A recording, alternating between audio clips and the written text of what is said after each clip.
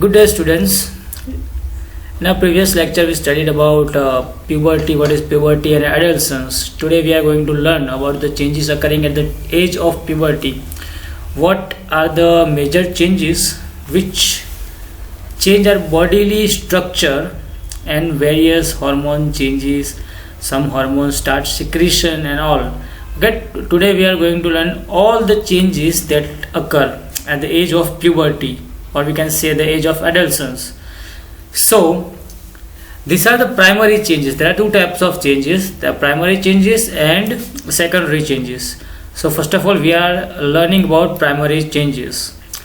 So among those, first is increase in height. You might have seen a sudden spurt in a growth of a man. Okay, when his boy, he starts increasing his heights. तो कभी कभी ऐसा होता है कि लड़कियां पहले height में सेम होती है, फिर अचानक से लड़के होते हैं वो हाइट में बड़े हो जाते हैं. लड़कियां समथिंग उनकी हाइट होती है वो उनकी इतनी स्पर्ट से ग्रोथ करती नहीं है, तो उसका कारण है puberty. Okay, the puberty leads to increase in heights of boys और males much better than that of female. The most conspicuous change during the puberty is sudden increase in height. At this time, long bones, that is the bones of arms and leg, elongate and make a person tall. तो देखो यहाँ पे कौन से bones दिखे हुए हैं. देखो यहाँ पे सबसे पहले long bones of arms and leg elongate and make a person tall. Okay, make a person tall. Following chart gives the average growth in a height of boys and girls with age.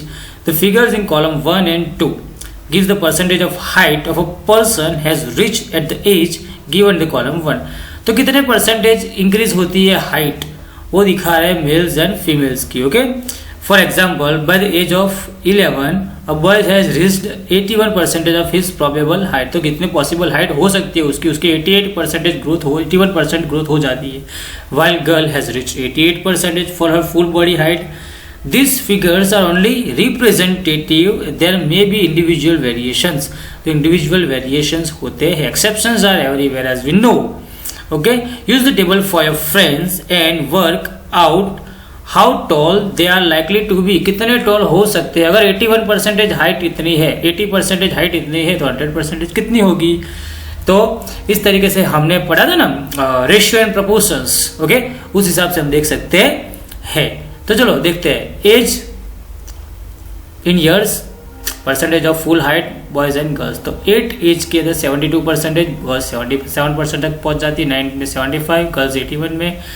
10 as होती है 10 years की, तो boys होते हैं 78%, girls 84% में. जब 13 की होती है तो बॉयज होते हैं वो 88% और गर्ल्स 99% तक.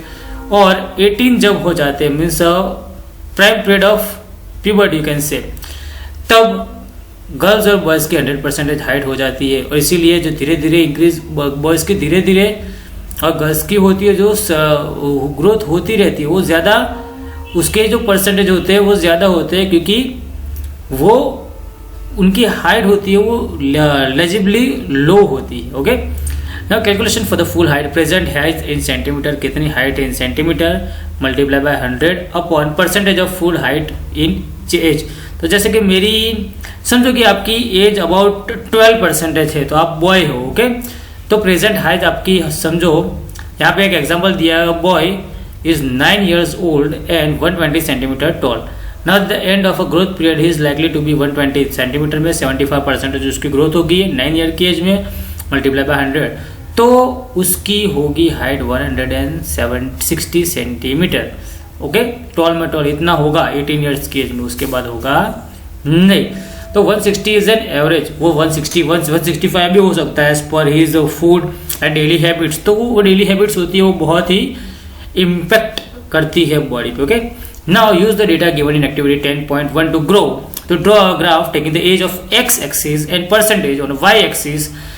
Highlight the point of representing of your age on the graph. Find out the percentage of height you have already reached.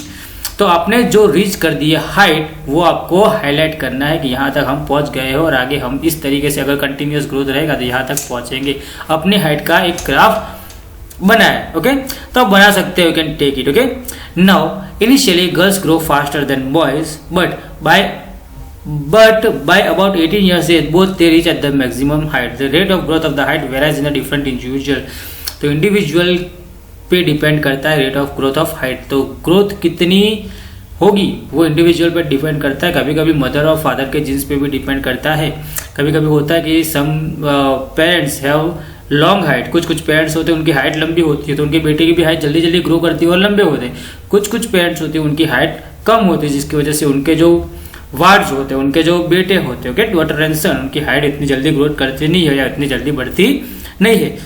Okay, some में grow suddenly at the age of puberty and then slow down while others में grow gradually. कुछ होते हैं वो gradually grow करते हैं। There is no need for पहली to worry all the parts of body do not grow at the age of same rate. तो हर एक पार्ट होते हैं वो सेम रेट से ग्रो करते हैं नहीं है। Sometimes arms and legs and hands and feets of adults looks oversized and out of the proportion with the body. तो कभी कभी आर्म्स लेग्स और वो होते हैं ओवर साइज के लगते हैं बॉडी के हिसाब से, but soon other parts catch up and result is proportionate to the body. तो फिर दूसरे पार्ट्स भी ग्रो करते हैं और अपने बॉडी के हिसाब से एडजस्ट कर देते हैं। You must have notice the height of an individual is more or less similar to one of the family member. तो कुछ ऑफ फैमिली मेंबर के अनुसार उनकी हाइट होती है।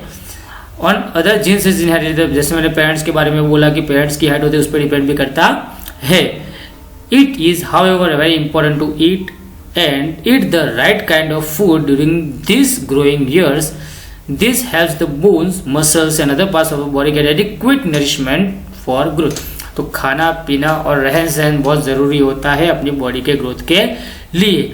वो अपनी हैबिट जो होती है वो चेंज करते हैं, उस हिसाब से हमारी हाइट और बॉडी ग्रोथ भी चेंज होते रहते हैं। You will find the nutritional needs of an adult discuss later in this lesson. तो किस तरीके से खाना खाना चाहिए, किस तरीके का खाना नहीं खाना चाहिए, वो भी हम इस चैप्टर के अंदर बाद में पढ़ेंगे। Now change in a body shape. तो बॉडी शेप में क्या चेंज आता है? You have notice the boys in A class have broader shoulders and wider chest than boys in the junior classes. तो आपके क्लास के अंदर बॉयज हो गए, उसकी चेस्ट होगी और शोल्डर्स हो गए, वो बड़े हो गए, वाइड हो गए। ओके, जैसे अपने बॉडी बिल्डर्स के देखें धीरे धीरे ग्रो जो चेस्ट ग्रोथ होती है और शोल्डर्स होते हैं वो ग्रोथ ब्रॉड हो जाते हैं। ओके, तो वो होना शुरू हो जाता है। They have enter the age of puberty when the shoulders gradually broad. जब एज बढ़ती है प्यूबर्टी की तब क्या होता है, एज होते वो धीरे धीरे बढ़ते, जो शोल्डर्स होते हैं वो धीरे धीरे बढ़ते हैं, जिसकी वजह से क्या दिखता है हमें, वो जो शोल्डर्स होते हैं वो चेस्ट ब्रॉड होती है और शोल्डर्स बढ़ते हैं, तो अपर बॉडी पोर्शन होता है वो वाइड होता है, विड्थ में बढ़ता है। In girls the region below the waist becomes wider. तो गर्ल्स के अंदर जो बिलो द वेस्ट मतलब कमर के नीचे वाला पोर्शन होता है वो क्या होता है, वो वाइडर होता रहता है, वो बढ़ता है। बॉयज के अंदर शोल्डर के ऊपर वाला पोर्शन और गर्ल्स के शोल्डर्स वाला पोर्शन वाइड होता है, जबकि गर्ल्स के अंदर जो वेस्ट बिलो द वेस्ट वाला पोर्शन ओके वो होता है, वो वाइडर होता है। थाइज एंड हिप मसल्स की बात होती है।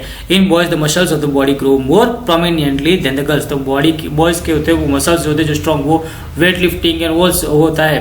ओके, उसकी वजह से क्या होता है, धीरे धीरे बॉयज के जो मसल्स होते हैं वो स्ट्रॉन्ग होते हैं और गर्ल्स के होते हैं वो थोड़े कम स्ट्रॉन्ग होते हैं। The changes occur in the adolescence of boys and girls are different. Adolescence के अंदर जो बॉयज और गर्ल्स के जो बॉडी के चेंजेस होते हैं वो अलग अलग होते हैं। Now voice change.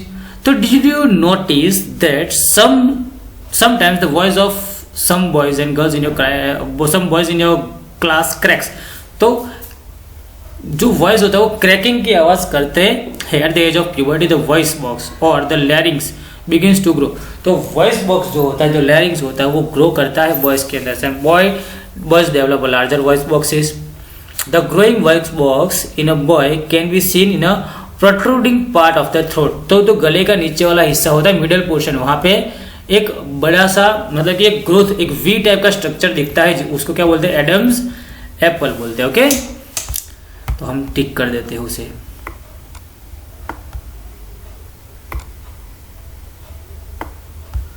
इसको एडम्स एप्पल बोलते हैं। जो गले के मिडिल वाला पोर्शन होता है जो वी शेप से बाहर निकल जाता है थोड़ा, उसे एडम्स एप्पल बोलते हैं। यहाँ पे दिखाया हुआ है फिगर के अंदर, देखो ये वाला पोर्शन यहाँ से निकलता है, उसे एडम्स एप्पल बोलते हैं।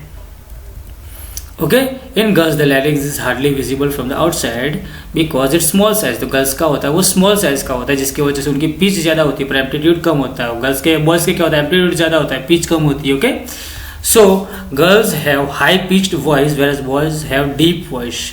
इन द एडोलेसेंस बॉयज, तो ये भी टिक कर देते हैं। Okay, in adolescence boys sometimes the muscles of the growing voice box go out of control and the voice becomes hoarse। तो कभी कभी क्या हो जाता है कि मसल्स होते हैं वो out of the control grow करते हैं, जिसकी वजह से आवाज होती है वो एकदम ज्यादा मर्दाना हो जाती है। This state may remain for few days और वीक्स और after which the voice becomes normal. तो कुछ दिन या कुछ हफ्ते के लिए रहता है और फिर जो होता है नॉर्मली हो जाता है, आवाज होता है। Increase the activities of sweat and sebaceous gland. Sebaceous gland तो during the puberty secretions of sweat and sebaceous gland, तो ऑयल ग्लैंड होती है। सेबेसियस ग्लैंड मतलब क्या होता है, ऑयल ग्लैंड। तो ऑयली त्वचा हो जाती है, आपने पता है ऑयली मार्क्स होते हैं, ऑयली त्वचा हो जाती है, उसे सेबेसियस ग्लैंड बोलते हैं। जो ऑयली जो लिक्विड होता है वो सीक्रेट करती है। During the puberty the secretion of sweat glands and the sebaceous gland और oil gland increases when young people get एक। Okay, the flu glands such as sweat glands and oil glands and salivary glands release the secretions through the ducts. Endocrine glands release the hormones directly to the bloodstream so that they are also termed as ductless gland। तो duct क्या होता है, एक portion होता है या nodes होता है जिसके अंदर से क्या होता है कि जो ये जो सिक्रेशंस होते हैं, सिक्रेशंस मतलब कि स्त्राव, ओके, बहना, कुछ चीज निकलती रहती है, जैसे स्वेट निकलता है ना उस तरीके से। तो उनके नोड्स या ग्लैंड्स होती है जिसके अंदर से क्या होता है, सलेवा होता है, वो सीक्रेट होता है। बट एंडोक्राइन ग्लैंड होती है वो कैसी होती है, उसके कोई डक्ट नहीं होता, वो डायरेक्ट अपने जो हार्मोन्स होते हैं वो ब्लड के अंदर सप्लाई करते हैं, जिससे उनको डक्टलेस ग्लैंड भी बोला जाता है। Many young people gate AC S and pimples. कभी कभी क्या होता है पिंपल्स और वो सब हो जाते हैं फेस के ऊपर। क्यों? Because of increase in activities of glands of skin. तो स्किन की जो ग्लैंड्स की एक्टिविटीज इंक्रीज होता है जिसकी वजह से पिंपल्स और वो सब होना शुरू हो जाता है। डेवलपमेंट्स ऑफ सेक्स ऑर्गन्स, तो look at the figure 9.1 and 9.3 of the previous lesson. तो प्रीवियस लेसन के 9.1 और 9.3 के जो फिगर्स थे, reproductive gland, reproductive parts of male and female, okay, which show sex organs of the humans at the puberty. Male sex organs like testes and penis develop completely. Okay, तो at puberty male and penis develop completely, ये develop हो जाता है। The testes also begin to produce sperms। तो testis होता है वो sperm produce करना शुरू कर देता है। Okay, at this time he becomes capable to reproduce। In girls the ovaries enlarge, तो गर्ल्स होते हैं उसके अंदर उनके अंदर ओवरीज होती है वो एनलार्ज हो जाती है और मैच्योर हो जाती है। एक बिगन्स टू गेट मैच्योर, क्या हो जाता है, एज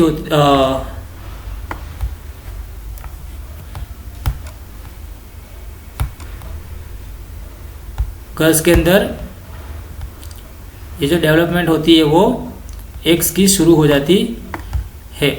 ओवरीज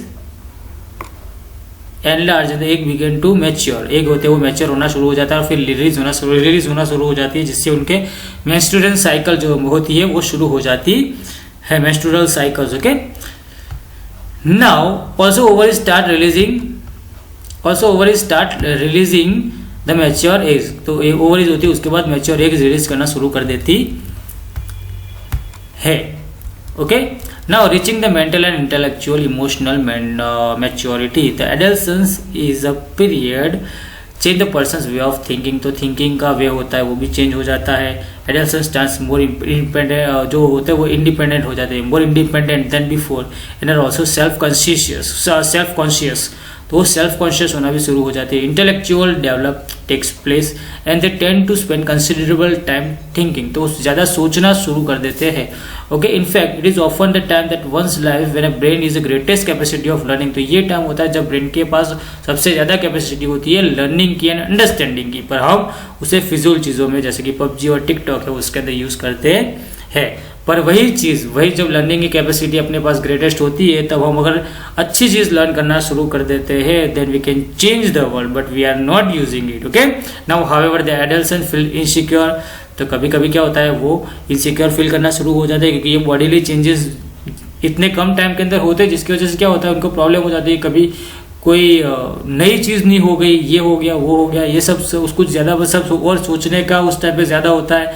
इसीलिए क्या हो जाता है कि ज़्यादा सोचने की वजह से क्या होता है कभी कभी वो इनसिक्योर भी फील होना शुरू हो जाते हैं। While trying to adjust the changes in a body and mind, तो ये चेंजेस को एडजस्ट करने में उनको क्या होता है ज़्यादा थिंकिंग कर देते हैं। But as an adolescent learner you should know that there is no reason to feel insecure. यहाँ पे इनसिक्योर फील होना का कोई रीजन है नहीं, क्योंकि ये बॉडीली चेंजेस हर एक को होते हैं और हर एक के साथ होते हैं। Okay, this changes are natural and as a part of natural part of growing. तो ये नेचुरल पार्ट ऑफ ग्रोइंग है और वो जरूरी है और वो होगा ही। ओके, वो चेंज होगा नहीं, जिसके लिए हमें टेंशन लेने की कोई जरूरत है नहीं। So till now we have understood many things. Now in our next lecture we are going to study about the secondary sexual characteristics that are changing in our body, various type of hormone, the role of hormones in initiative, reproductive functions, and many more things about adolescence. Okay, till then, bye bye, take care, have a nice day, thank you very much.